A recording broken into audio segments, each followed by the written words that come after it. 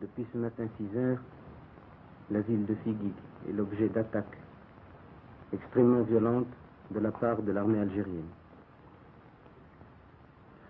Les troupes algériennes, d'après les derniers renseignements qui nous sont parvenus, ont pénétré de plusieurs kilomètres sur le territoire marocain, s'efforçant et réussissant à occuper les hauteurs dominant la ville de Figuig. Un bombardement extrêmement violent a eu lieu. On déplore des victimes parmi les civils et la petite garnison militaire qu'il y avait à Figuig.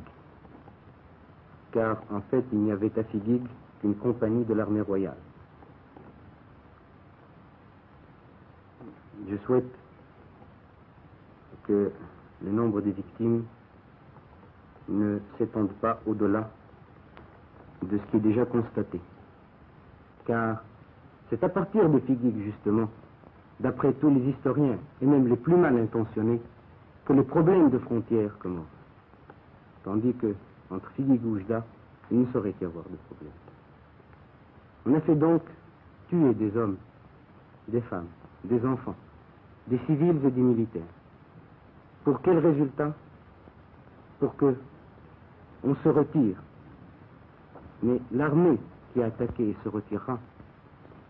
Elle ne se retirera pas seulement avec son barda sur le dos, il se retirera avec une mauvaise conscience, avec le poids d'un péché, qui est celui d'avoir fait couler le sang après la convention de Bamako et le jour d'un vendredi, jour où tous les croyants vont à la prière et jour où tous les croyants, qu'ils soient au Maroc, en Algérie, en Tunisie ou dans le Moyen-Orient, ne peuvent que remercier le ciel et remercier Dieu d'avoir mis un terme à cette effusion de sang entre frères.